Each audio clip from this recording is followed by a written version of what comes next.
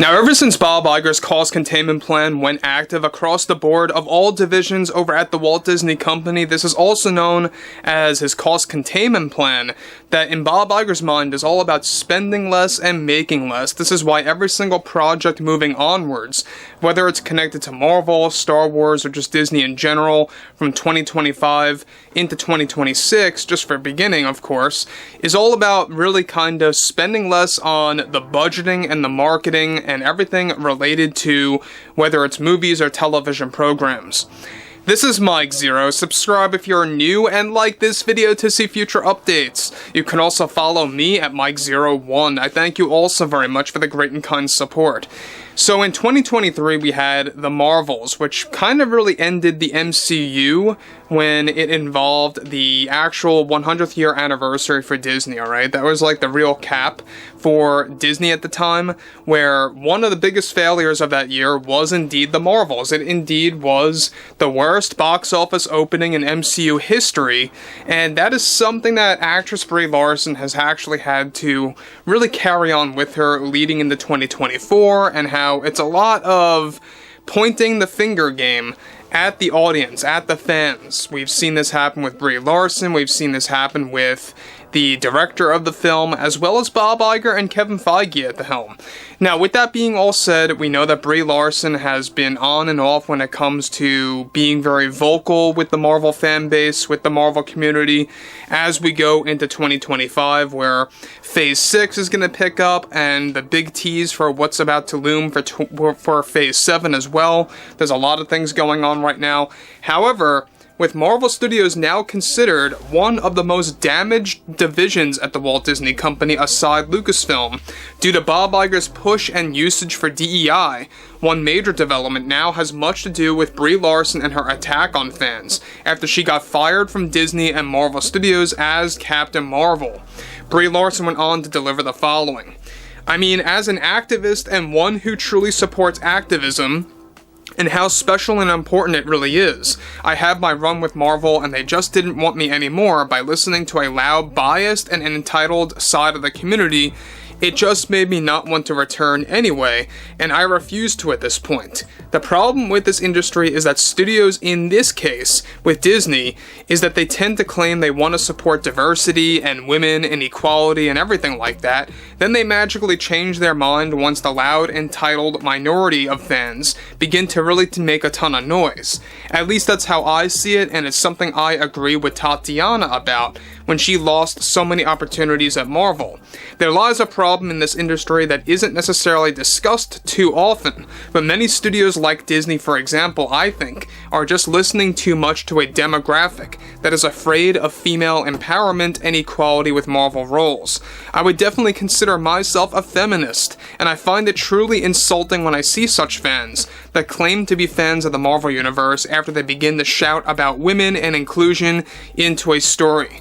I think The Marvels was one of our best films, and I am rooting for more films just like that with other actresses abroad.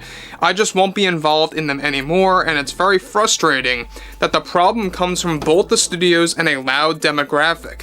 I mean, there is still something there for Captain Marvel that I really still can't talk about, but they felt it was better to just leave me to the wayside.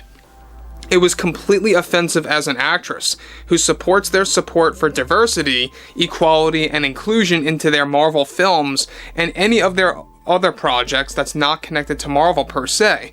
Fans just need to wake up and perhaps keep their entitled opinions to themselves about female characters in the Marvel Universe. It was disgusting to see the type of response that She-Hulk got, and the buzz going around right now with female Silver Surfer.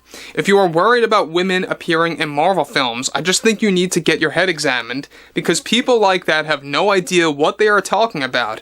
I think it's best for me to focus on other projects right now, since Disney wanted to go to a different route with their use of Captain Marvel. I have some things I'm working on right now that I will be able to talk about later this year. Feminism and activism should be the center of the film industry, and it would be projected into films that are as massive as Marvel, because it can reach such a wide global audience to teach people a great lesson about humanity and society. Now guys, let me just stop here quick before I move on. Now, obviously, she's taking it out on the fans about why she lost her bread and butter let's not be, vague about this, but that is indeed her bread and butter. The MCU. Without that, Brie Larson pretty much has nothing substantial or significant. She's got her Nissan commercials, she's got a couple of low-budget movies in the works, but that's really about it at the end of the day. And I think that's really why she's taking it out on the fans. Now, I'm not a supporter of Brie Larson at all. I always found her to be very insufferable. She kind of backed off on that a little bit in the marketing campaign of The Marvels, but after it released is where she began to go back into her normal behavior. And it wasn't shocking at all.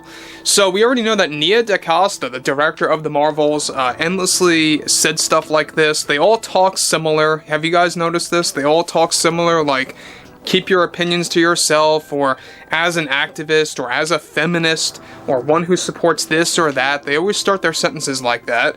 It's like they all parrot each other, and it really gets tiresome that Disney and Marvel Studios hire people like this, and they don't really learn. Now, she claims that Disney's also to blame for listening to the quote-unquote minority of fans that are loud and entitled. I would beg to differ. I think that Disney's only worried about their money. They're not necessarily listening to fans that are voicing their opinions that are against everything related to DEI being used in such a negative way by Disney.